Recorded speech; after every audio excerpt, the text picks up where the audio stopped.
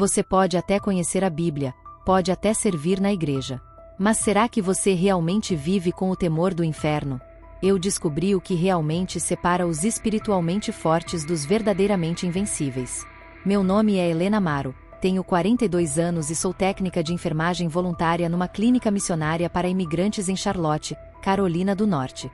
Cheguei aos Estados Unidos há mais de 20 anos em busca de uma vida melhor, mas acabei encontrando um propósito maior. Desde então, dedico meus dias a cuidar de pessoas esquecidas pela sociedade, famílias sem documentação, mães solteiras, idosos abandonados. A missão onde trabalho é pequena, sem muitos recursos, não tem ar-condicionado no verão, nem médicos fixos. Mas é o lugar onde eu me sentia útil. Pelo menos era assim que eu pensava. Sempre fui conhecida como a irmã que dá conta de tudo. Quando alguém desmaia, eu corro. Quando falta enfermeiro, eu cubro. Quando alguém pede oração, sou a primeira a levantar a mão. Por fora eu era sinônimo de força e dedicação. Mas por dentro, eu estava exausta.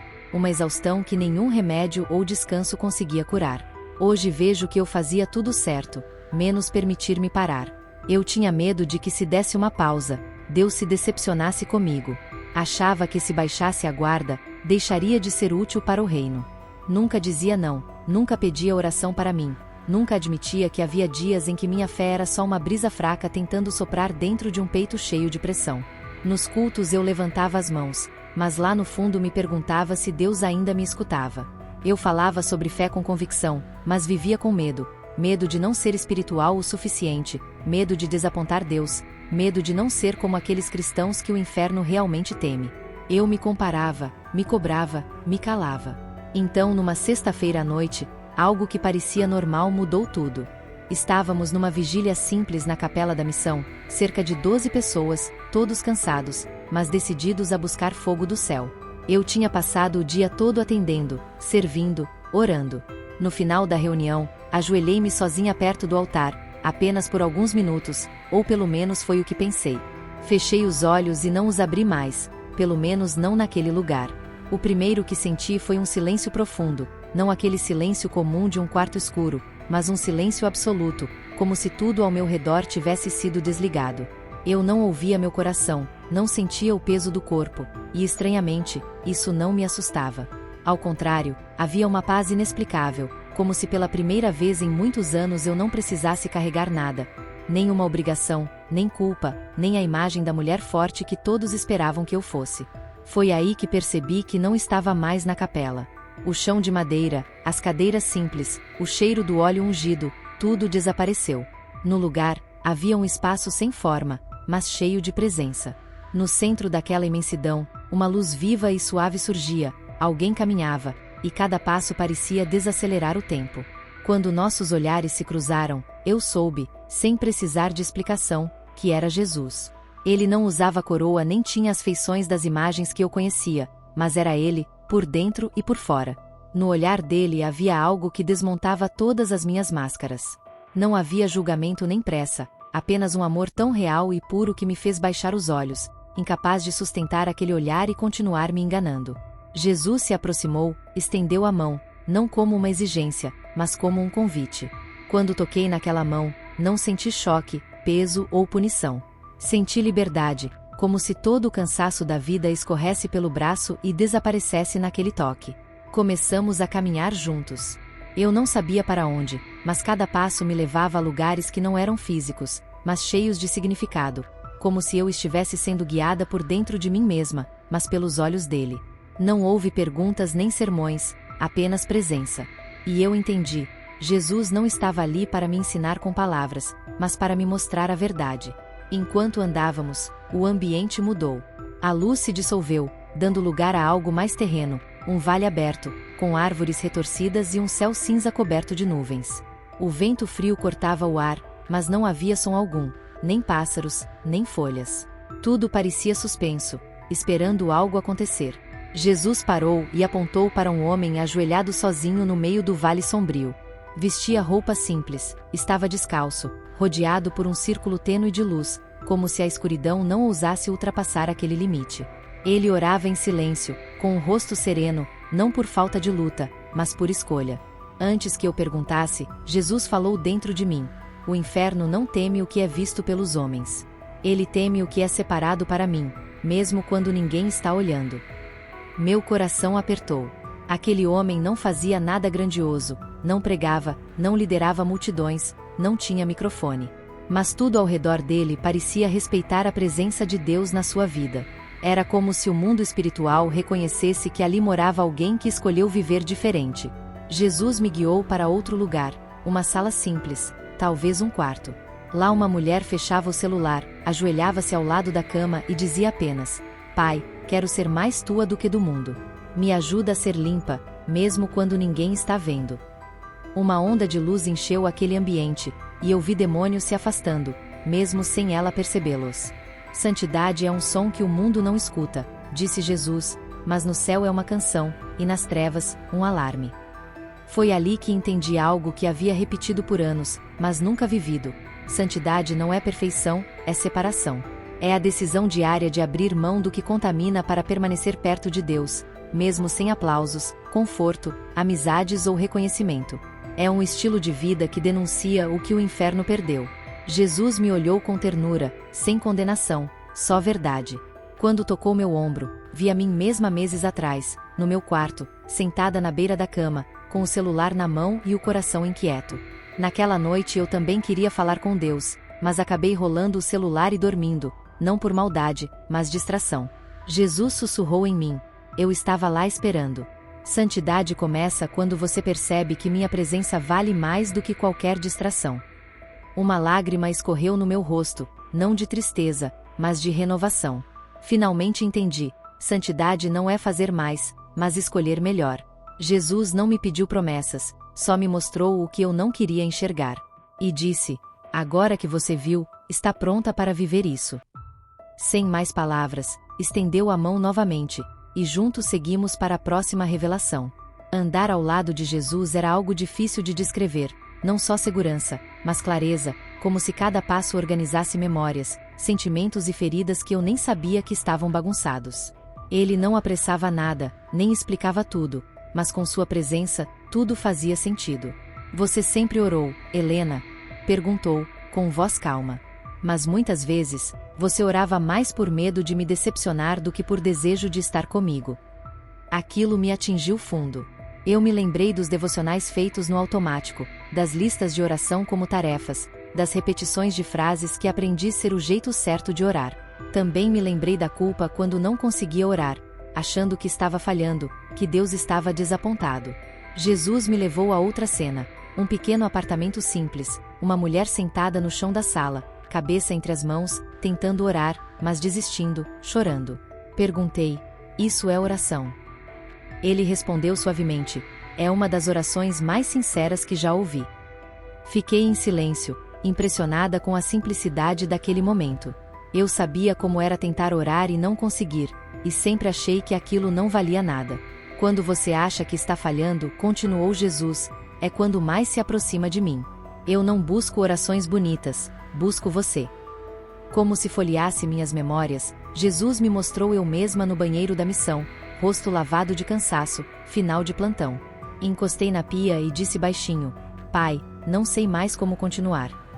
Foi simples, nada de grandes formalidades, nem terminei com um amém ou dobrei os joelhos. Naquela época, achei que aquela oração nem teria chegado ao céu. Mas eu estava lá, e ele disse, com calma: foi uma das orações mais sinceras da sua vida. Naquele instante meus olhos se encheram de lágrimas, não por estar sendo corrigida, mas porque finalmente me senti compreendida. Ele caminhou um pouco e parou junto a uma janela. De lá, pude ver outro momento, um jovem dirigindo à noite, em silêncio, com o olhar fixo na estrada. Ele não pronunciava uma palavra, mas em seu coração repetia: Senhor, fica comigo, por favor, não me abandone. Mesmo sem som, aquela oração reverberava forte no mundo espiritual. Foi ali que comecei a perceber que orar não é forçar palavras ou tentar convencer Deus a me escutar. É abrir espaço para que Ele habite em mim. Jesus olhou para mim com um leve sorriso e perguntou: sabe por que tantos oram muito e ainda se sentem sozinhos? Balancei a cabeça em silêncio. Eles falam comigo, mas não se entregam de verdade. Fazem listas, mas não me deixam alcançar o que é mais profundo. E esse lugar profundo, Helena, é aquilo que você tenta esconder até de si mesma. Aquilo foi como um espelho. Quantas vezes orei com fervor pelos outros, mas guardei minhas próprias dores em silêncio? Quantas vezes entreguei nomes e pedidos, mas escondi medo, culpa e insegurança, achando que Deus só aceitaria o que estivesse resolvido? Você nunca precisou se preparar para falar comigo, ele disse, firme, mas sem dureza. E tocou meu ombro levemente, trazendo uma paz que não parecia deste mundo. Era uma paz que dizia: pode parar de fingir força, eu vejo você. Ouço você, mesmo quando está em silêncio. Fiquei ali, sem palavras, olhando para ele. Pela primeira vez em muitos anos, compreendi o que é orar de verdade, ser honesta, ser filha. Jesus estendeu a mão e disse: vem, Helena, agora você entende, mas ainda mais para mostrar. E assim continuamos. Saindo daquele momento, senti meu coração abrir um novo espaço, um lugar dentro de mim que eu nunca deixava ninguém entrar, mas que agora estava pronto para Deus habitar. Ao mesmo tempo, senti uma inquietação, uma sede que não era dor, mas uma vontade profunda. Eu finalmente entendia o que era falar com Deus, mas precisava aprender a viver com Ele. Jesus continuava ao meu lado, e sem que eu perguntasse, disse: você aprendeu a orar, Helena, agora precisa aprender a permanecer. Eu apenas senti, como quem está pronta para ouvir, mesmo sem respostas. O cenário mudou de novo. Estávamos em algo que parecia uma biblioteca viva, onde as palavras flutuavam no ar. Versículos que eu conhecia bem, outros que quase não lembrava. Cada frase brilhava de um jeito diferente. Algumas aqueciam, outras fortaleciam. Mas notei que muitas estavam empoeiradas, apagadas, esquecidas. É assim que a maioria vive, disse Jesus. Cercados pela verdade, mas sem acesso a ela. Ele tocou uma palavra apagada, e de repente vi isso em mim. Uma promessa que eu já havia ouvido várias vezes. Não temas, pois eu estou contigo, mas que eu vivia com medo, perdida. Mesmo conhecendo a frase, não a aplicava. Saber com a mente não é o mesmo que confiar com o coração, ele explicou. Quis argumentar, mas antes que a vergonha tomasse conta, Jesus continuou. Você sempre respeitou a palavra, mas muitas vezes a tratou como um livro distante. Lendo para aprender, para ensinar, mas não para ser transformada. Aquilo me desmontou, porque era verdade.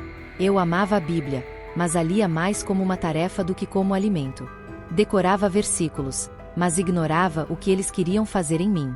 Jesus então mostrou uma cena, uma igreja cheia, pessoas emocionadas na adoração, ouvindo uma pregação. Mas quando a palavra era lida, muitos baixavam a cabeça, checavam o celular, fingiam atenção. Não era falta de acesso, era falta de fome. A palavra não foi feita para ser decorada, mas vivida. Depois me mostrou um momento pessoal, eu na missão, passando por uma crise, tentando buscar conforto rápido no Salmo 91. Mas nada entrava, porque eu não buscava consolo, só queria alívio. Você queria uma resposta fácil, disse Jesus, mas a palavra não responde como o mundo, ela cura primeiro e depois guia. Percebi que me aproximava das Escrituras como quem aperta um botão de emergência, nunca como quem senta à mesa para uma refeição calma. De volta à biblioteca viva, as palavras agora brilhavam intensamente. Jesus falou firme, com amor. Um cristão que conhece a palavra não fica confuso. Ele pode chorar, pode ser atacado, mas permanece porque sabe o que é verdade, e o inferno teme isso. Perguntei, sem pensar, o que o inferno teme? Jesus sorriu levemente. O inferno não teme quem só cita a Bíblia. Ele teme quem vive o que ela ensina. Fiquei em silêncio, entendendo que por anos, vivi como alguém que conhecia a palavra, mas quase não se alimentava dela. Era como ter pão na mesa e ainda passar fome. A palavra é viva, Helena, mas só transforma quem decide confiar nela mais do que nos próprios sentimentos, ele disse, estendendo a mão. Vamos, agora é hora de ver o que acontece quando alguém sabe quem é por causa do que está escrito. Seguimos em silêncio. O ambiente mudou outra vez, agora mais íntimo, como se estivéssemos dentro do meu próprio coração. Cada passo trazia memórias, algumas doces, outras difíceis de encarar. Vi a pequena Helena, aos 7 anos, ouvindo da avó que Deus só usa os fortes. A adolescente que jejuava escondida, tentando ser digna. A mulher adulta que servia a todos, mas dormia chorando por nunca se sentir suficiente. Era como se minha história fosse aberta diante de mim, sem julgamentos, apenas com verdade. Você viveu tentando me agradar, disse Jesus com ternura, mas nunca teve certeza se já se agradava de você mesma. Essas palavras atravessaram minhas defesas porque eram verdade. Por anos vivi tentando merecer meu lugar, como se minha identidade dependesse do quanto me sacrificava, servia ou acertava, como se um erro pudesse anular tudo. O problema nunca foi o que você fazia, Helena, ele continuou. O problema foi o que você acreditava sobre si mesma. Jesus me levou até uma imagem, um espelho, mas não daqueles comuns. Quando me aproximei, não vi apenas meu rosto. Vi vários rótulos colados em mim. Cansada, religiosa demais, insuficiente, controladora, boazinha demais. Palavras que eu mesma tinha alimentado, algumas repetidas por outras pessoas, todas aceitas por mim. Ele explicou que o inferno trabalha exatamente assim. Não precisa destruir você, basta convencê-la de que é pequena demais. Então Jesus estendeu a mão e passou suavemente sobre o espelho. Aos poucos os rótulos começaram a desaparecer, e no lugar deles apareceram outras palavras. Filha, escolhida, perdoada, cheia do Espírito, assentada com Cristo. Comecei a chorar, porque no fundo, eu sabia que era assim que ele me via. Mas eu nunca havia acreditado de verdade. Ele me disse que um cristão que sabe quem é, se torna um incômodo para o inferno, porque não vive mais para agradar ao mundo nem para se esconder dele, mas para expressar quem realmente é, em Deus. Jesus me mostrou então outra cena, uma mulher como eu, enfermeira, cansada, cuidando de pacientes sem reconhecimento, sem salário digno, sem retorno. Mas no íntimo, ela sabia quem era. Orava enquanto limpava feridas, louvava em silêncio enquanto caminhava pelos corredores, e o mundo espiritual reagia a cada passo dela. Não porque ela fosse famosa na terra, mas porque era conhecida no céu. Você queria ser usada, disse Jesus, mas quero te ensinar a simplesmente ser. Tudo fez sentido. Não se tratava de me tornar alguém admirada na fé, mas de saber, com convicção, que eu já era filha, amada, que já estava nele, mesmo antes de compreender tudo isso. Lembra quando diziam que eu tinha autoridade espiritual? Perguntei. Ele sorriu. Você tinha, não pelo que fazia, mas porque me pertencia. Aquela frase virou uma chave dentro de mim. Jesus estendeu a mão mais uma vez. Agora você está começando a lembrar quem sempre foi. Peguei a mão dele sem hesitar. Pela primeira vez, não estava tentando merecer aquele toque. Estava simplesmente recebendo o que já era meu. O caminho começou a estreitar. Jesus caminhava à minha frente, e a cada passo, algo dentro de mim ficava mais sério. Não era medo, mas uma responsabilidade, como se ele estivesse me preparando para algo que não se aprende com palavras, mas com decisão. O ambiente ao redor escureceu, e à distância vi uma colina silenciosa, cheia de cruzes espalhadas por toda parte. Algumas eram antigas, feitas de madeira gasta, outras recentes, com marcas evidentes de sofrimento. Mesmo assim, senti respeito. Não era um lugar de derrota, mas de honra. Jesus parou ao meu lado, e após alguns segundos de silêncio, disse firme: esse é o lugar que o inferno mais teme. Fiquei em silêncio, compreendendo que aquelas cruzes não eram apenas símbolos, mas representavam pessoas que decidiram viver de um jeito incompreendido pelo mundo. Pessoas que entregaram tudo, inclusive o controle da própria história. Vi mártires, mas também pais, jovens, mulheres simples, todos unidos pela mesma decisão: não recuar, mesmo que isso custasse tudo. Jesus me mostrou minha própria trajetória, servindo nas missões, cuidando de pessoas, orando e jejuando, mas também vivendo com medo de perder reconhecimento, tentando ser útil, tentando segurar tudo com minhas próprias forças. Agora eu via claramente que, mesmo tendo entregado muito, ainda havia reservas dentro de mim, partes que queriam negociar. O desejo de ser notada, o medo de falhar, a ideia de que Deus só me usaria se eu estivesse sempre forte. Ele olhou nos meus olhos com a mesma ternura de antes e perguntou: você passou a vida tentando me agradar, mas estou prestes a fazer uma pergunta que nunca te fiz. Está disposta a viver e morrer por mim? O silêncio após a pergunta foi mais pesado do que qualquer resposta. Ali não havia espaço para promessas emocionadas ou justificativas. Era entrega total, não só do corpo, mas do ego, do orgulho, da vontade de controlar. Então Jesus me mostrou algo mais profundo, uma imagem minha carregando sacolas invisíveis. Em uma, o medo da rejeição. Em outra, a necessidade de aprovação. Mais adiante, o orgulho de parecer espiritualmente forte. E por fim, a cobrança de que Deus só me usaria se eu fosse irrepreensível. Ele não me julgou, mas também não aliviou o peso. Só esperou. E eu entendi o que ele esperava. Soltei tudo. Não como um ato heróico, mas como quem finalmente compreende que não nasceu para se sustentar sozinha. Me ajoelhei diante dele e sussurrei, sem precisar terminar: não quero voltar a ser a mesma, mesmo que isso custe tudo. Só quero viver contigo. Jesus se abaixou ao meu lado, segurou minhas mãos e falou com serenidade: isso, Helena, é o que o inferno não pode impedir, porque agora você não vive mais por medo, mas por amor. Naquele instante senti algo dentro de mim se encaixar, como se uma parte da minha alma morresse para que outra, muito mais viva, nascesse. Eu não era mais aquela mulher que precisava servir para ser aceita. Agora eu entendia, fui aceita primeiro, e só por isso podia servir de verdade. Jesus se levantou, estendeu a mão e disse: agora você pode voltar, mas não como antes. Quem morre para este mundo volta com uma luz que o mundo não pode apagar. Peguei a mão dele sem medo. Caminhar ao lado de Jesus naquele momento era diferente de tudo o que eu já tinha vivido. Não havia mais tensão ou medo do desconhecido. Havia paz, não uma paz frágil, mas uma certeza profunda, uma raiz firme dentro de mim. Eu finalmente sabia quem era, de quem era e para que existia. O cenário ao nosso redor começou a se dissolver, como névoa sendo levada pelo vento.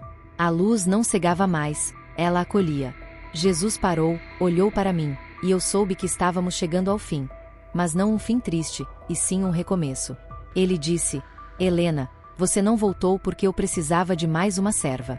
Você voltou porque o mundo precisa ver alguém que foi quebrado e decidiu me pertencer por completo. Não consegui responder.